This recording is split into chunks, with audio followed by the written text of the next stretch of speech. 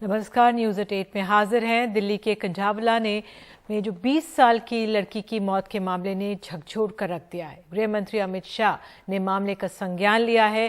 Special CP Shalini Singh के नेतृत्व में जांच के निर्देश दिए हैं और जल्द से जल्द रिपोर्ट भी सौंपने के लिए कहा गया है।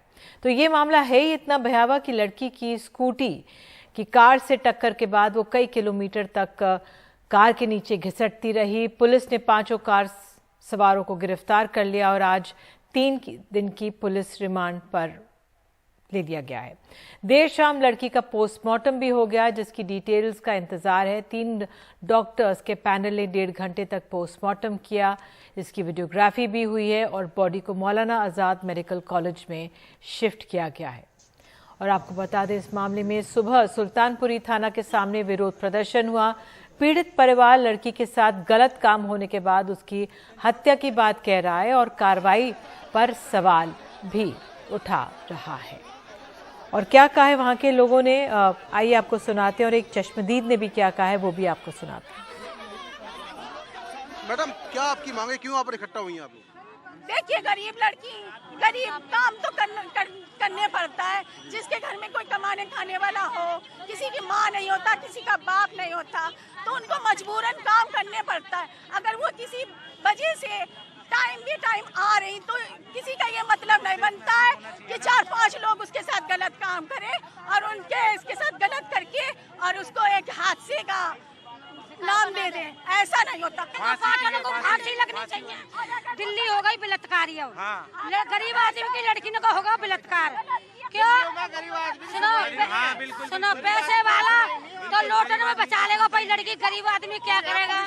कोठी में सरकार के हाथ में करती नहीं है।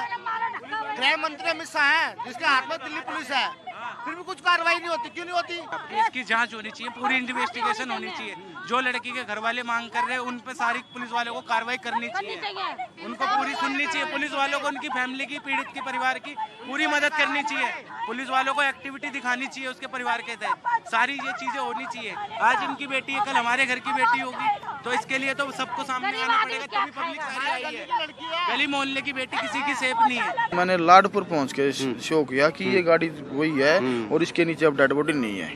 ठीक है, डेड बॉडी नहीं है तो फिर मैंने प्रशासन को साथ के साथ सूचना दी थी, माँ जी इसके नीचे डेड बॉडी है नहीं। उसका नंबर, गाड़ी का नंबर वगैरह मैंने दे चुका था। ठीक है। तकरीबन 3:20 से मैंने कॉलिंग स्टार्ट की थी और 5 बजे तक मेरी लास्ट कॉलिंग है साहब। कितनी कॉल की होंगी आपने? तकरीबन 20 कॉल के आसपास। 20 कॉल PCR कॉल की, उसके बाद भी पकड़ नहीं पाए गाड़ी को? नहीं, उसके बाद भी पकड़ नहीं पाए। अच्छा।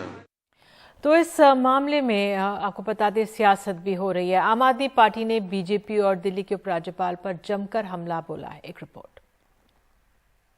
मैं उम्मीद करता हूं कि और अपील करता हूं कि चाहे जितने भी रसूख वाले क्यों ना हों जो दोषी हैं, उनको सख्त से सख्त सजा मिलनी चाहिए। ऐसा ये तो रेयरेस्ट ऑफ रेयर क्राइम्स में आता है। उत्तर पश्चिम दिल्ली के कंझावला में एक लड़की की दर्दनाक मौत के मामले में दिल्ली के मुख्यमंत्री अरविंद केजरीवाल दोषियों के लिए फांसी की मांग कर रहे हैं, तो उनकी पार्टी दिल्ली पुलिस और उपराज्यपाल विनय कुमार सक्सेना पर इस मामले में लीपापोती करने के आरोप लगा रही है। उस बच्ची को इंसाफ क्यों नहीं मिल रहा? क्योंकि इस पुलिस स्टेशन के बाहर जिस दरिंदे का होर्डिंग लगा हुआ है, आप देख सकते हैं, उसके ऊपर लिखा हुआ है मनोज मित्तल, जो कि आरोपी नंबर 5 है और इसी थाने के अंदर बंद है। और दिल्ली पुलिस के किसी अफसर ने और LG विनय सक्सेना ने आज तक ये बताने की हिम्मत नहीं की कि यह आदमी भारतीय जनता पार्टी का अध्यक्ष है। इस मामले को लेकर आम आदमी पार्टी के कई सवाल हैं। जब युवती का शव नग्न हालात में मिला तो पुलिस बलात्कार जैसी किसी आशंका को नकारने में जल्दबाजी क्यों दिखा रही है? कई किलोमीटर तक युवती को कार से घसीटा गया, पुलिस कहां थी?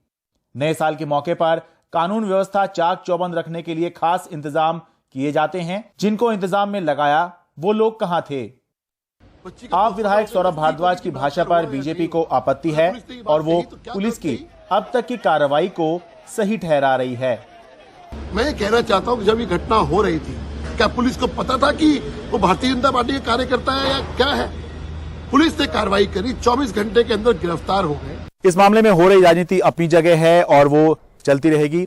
जरूरी यह है कि इस मामले में जो सवाल उठ रहे हैं, जो आरोप लगे हैं, फिर चाहे वो राजनीतिक रसूख का सवाल हो या फिर पुलिस की ढिलाई का आरोप हो, इस पर उपराज्यपाल को या दिल्ली पुलिस को स्थिति स्पष्ट करनी चाहिए, क्योंकि न्याय मिलेगा ये बात करने से केवल काम नहीं चलेगा, न्याय होता हुआ भी दिखाई देना चाहिए। और वो तभी संभव होता है जब सभी तरह की आशंकाओं, आरोपों और सवालों के तसल्ली बख्श जवाब दिए जाएं। Sharad Sharma, NDTV India. और अब खबर है उत्तराखंड के हल्द्वानी से। यहां पर हजारों परिवारों के सर के छत छिनने का खतरा है। रेलवे का कहना है कि ये लोग उनकी जमीन पर अतिक्रमण कर रहे हैं और इन्हें हाईकोर्ट के आदेश के बाद हटाया जा रहा है, जबकि यहां रहने वालों की दलील है कि इन्हें ठंड में बेघर नहीं किया जाना चाहिए और इन्हें दूसरी जगह बसाया जाए। हल्द्वानी के बनभूलपुरा में ये कैंडल मार्च अपनी जमीन बचाने के लिए हो रहा है। बच्चे बूढ़े सब इस जुलूस में शामिल हैं। दरअसल रेलवे की अतिक्रमण हटाओ मुहिम के तहत बनभूलपुरा की गफूर बस्ती के 4000 से ज्यादा घरों पर बुलडोजर चलने का खतरा है। जन्मभूमि हमारी है ये भी उनसे ये मालूम नहीं करा किसी ने कि भाई तुम्हारे पास कोई प्रूफ है इसका, रेलवे का। हमारे बाप दादा यहीं पे पैदा हुए, यहीं पे मर गए, यहीं पे गुजर गए। हमारे राशन कार्ड भी, आधार कार्ड भी यही हमें मिला है। हमें हाईकोर्ट से जो फैसला मिला है उसका सम्मान है और सुप्रीम कोर्ट के न्यायालय में जो भी फैसला आएगा उसका हमें अपने हक में आएगा, उसका हमें पूरा इंतजार और पूरी उम्मीद है। दरअसल रेलवे का दावा है कि उसकी 78 एकड़ जमीन पर अतिक्रमण किया गया है। इस पर 4365 घर बने। रेलवे हाईकोर्ट से इन्हें गिराने का आदेश ले आया है। वो प्रशासन की मदद से इन घरों को गिराने वाला है। उसमें डायरेक्शंस रेलवेज को ये हैं कि इस पे आप अपना कब्जा प्राप्त करें और उसमें केवल कुछ कंडीशंस दिए हैं कि 1 हफ्ते का नोटिस हो जाए, इसकी पब्लिकेशन हो जाए, उसकी मुनादी भी हो जाए। उसके बाद जो पर्याप्त फोर्स की मांग है स्टेट की ओर से भी, रेलवेज की ओर से भी, उसको मांग लिया जाए। माननीय उच्च न्यायालय का आदेश आया है, आदेश की पालना की जाएगी और इसी आदेश की पालना के लिए जो भी सहयोग राज्य सरकार से हमें चाहिए उसी की आज रूपरेखा तैयार की गई और उम्मीद है कि जल्दी निर्णय का पालन किया जाए। जबकि स्थानीय निवासियों की गुहार है कि वो पीढ़ियों से यहाँ रह रहे हैं, उन्हें रहने के लिए कहीं और जगह दी जाए। इस मामले में नेता भी सक्रिय हो गए। उनका कहना है कि जिसे अतिक्रमण बताया जा रहा है वहाँ कई सरकारी संपत्तियां भी हैं। लचर पैरवी की वजह से, कमजोर पैरवी की वजह से ये सरकार अपना मजबूती से पक्ष नहीं रख पाई, क्योंकि इनकी नीयत साफ नहीं थी, इनकी नीयत में खोट था। सरकार को सारी स्थिति की नॉलेज है, ज्ञान है। जिस तरह से अच्छा होगा वैसा हमारी सरकार, हम लोग करेंगे। असली मसला यह है कि उजाड़ने से पहले क्या इन लोगों को कहीं और रहने की जगह दी जाएगी? अतिक्रमण हटाने वाली कार्रवाई का इतिहास ये भरोसा नहीं दिलाता। हल्द्वानी से सहयोगी बिष्ट के साथ दिल्ली से सौरभ शुक्ला, एनडीटीवी इंडिया। 2016 में हुई नोटबंदी को सुप्रीम कोर्ट ने वैध करार दिया है। संविधान पीठ ने कहा है कि नोटबंदी के फैसले और प्रक्रिया में कोई खामी नहीं थी। हालांकि एक जज ने असहमति जताते हुए कहा है कि ये फैसला गैरकानूनी था।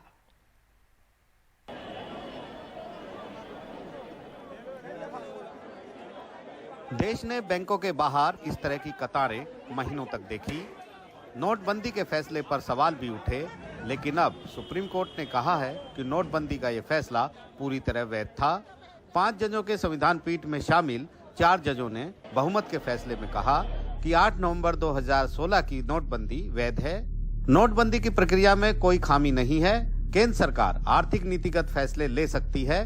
6 महीने आरबीआई से विचार विमर्श हुआ। नोट बदलने की 52 दिनों की अवधि अनुचित नहीं थी, लेकिन पीठ में शामिल जज जस्टिस बीवी नागरत्ना ने नोटबंदी को गैरकानूनी करार दिया। उन्होंने अल्पमत के फैसले में कहा कि नोटबंदी का फैसला गैरकानूनी था। आरबीआई ने स्वतंत्र विवेक नहीं लगाया। इस गंभीर मुद्दे पर संसद को अलग छोड़ा नहीं जा सकता। नोटबंदी कानून बनाकर की जा सकती थी। वहीं इस फैसले के बाद बीजेपी मुखर हो गई है।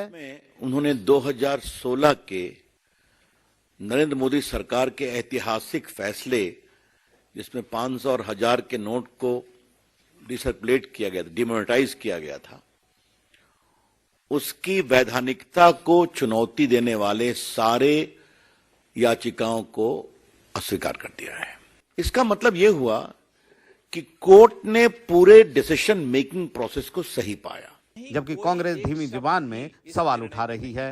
तो यह कह देना कि माननीय सर्वोच्च न्यायालय ने नोटबंदी को सही ठहराया है, मुझे लगता है गलत होगा। नोटबंदी के फैसले की प्रक्रिया को सही ठहराया है, फैसले पर कोई टिप्पणी माननीय सर्वोच्च न्यायालय ने नहीं की है। यह स्पष्ट फर्क हम लोगों के दिमाग में रहना चाहिए। जो सुबह से चलाने की कोशिश की जा रही है सरकार द्वारा कि नोटबंदी जीत गई, नोटबंदी को सही ठहरा दिया गया माननीय सर्वोच्च न्यायालय द्वारा, ये बिल्कुल गलत है। सुप्रीम कोर्ट का जो फैसला है वो यही है कि जो सरकार का निर्णय था डिमोनेटाइजेशन के मुतालिक, वो एक आर्थिक नीति के मुतालिक डिसीजन था और वो डिसीजन संविधान की मर्यादा के अनुकूल है, इसलिए सुप्रीम कोर्ट ने इसको वैध ठहराया है। ये बहुत अहम मुद्दा था, इस पे बहुत अहम कानूनी नुक्ते पेश किए गए थे। कोर्ट ने अपने विचार और विवेक के मुताबिक जो फैसला किया है, अब उस फैसले को स्वीकार करना होगा। फिलहाल ये फैसला केंद्र सरकार के लिए बड़ी राहत लेकर आया है। हालांकि सुप्रीम कोर्ट के इस फैसले का नोटबंदी पर कोई असर नहीं पड़ना था और सुप्रीम कोर्ट पहले ही कह चुका था कि 2016 की नोटबंदी पर इसका कोई असर नहीं पड़ेगा। लेकिन ये फैसला अब एक नज़ीर बन गया है जो नोटबंदी जैसे कदम उठाने पर सरकारों को आगे राहत देता रहेगा। नई दिल्ली से राजीव रंजन और कैमरामैन मोहम्मद के साथ आशीष भार्गव, एनडीटीवी इंडिया। तुनीशा खुदकुशी मामले में गिरफ्तार शिजान खान के परिवार और उनके वकील ने प्रेस कॉन्फ्रेंस की और परिवार ने कहा मुंबई में कि दरगाह पर ले जाने की बात गलत है। हम कभी किसी पर दबाव नहीं डाल सकते, हिजाब को लेकर भी दबाव नहीं दे सकते। शिजान की मां ने कहा कि तुनीशा मेरी बेटी जैसी थी और उसकी मां विनीता शर्मा कई बार हमारे घर आ चुकी थी।